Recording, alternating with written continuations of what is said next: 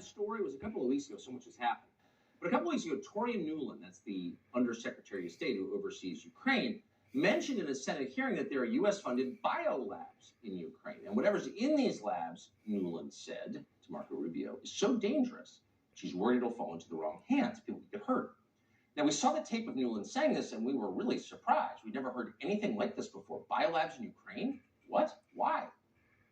So we brought it up on air, and we asked, among other things, why didn't the Biden administration secure what was ever in these labs before the Russians invaded? That seemed like a fair question, maybe an important question.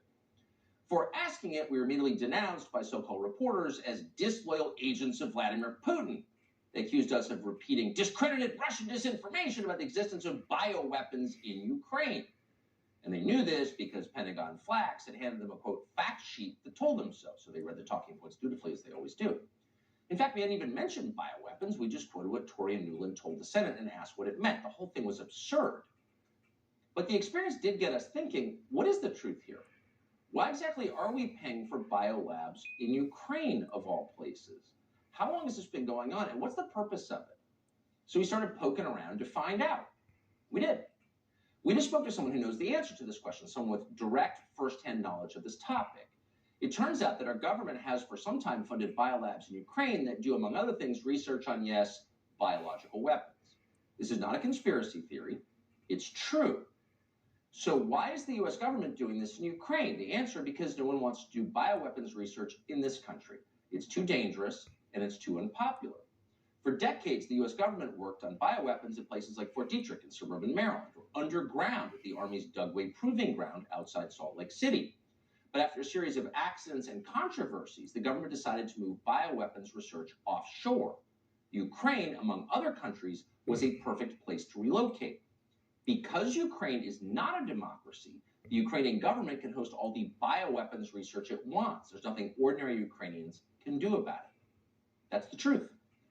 Now, we're not shocked that our government is lying about this. A bioweapons program is by definition a national security matter, so you do not expect full transparency. That's okay. What we're shocked by is the Biden administration's willingness to attack anyone who presses them for answers as an agent of a hostile foreign power. Get out of our way or we'll accuse you of treason.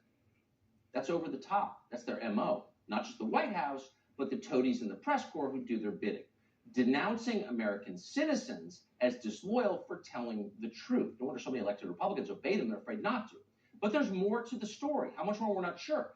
But the National Pulse is reporting tonight that apparently a private equity firm run by Hunter Biden funded some of the research into pathogens in these biolabs. What are the outlines of that story? We're not sure.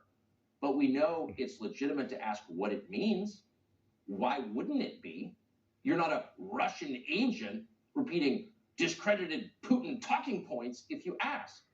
You're a good citizen, so we're going to continue to ask. We hope that others will too.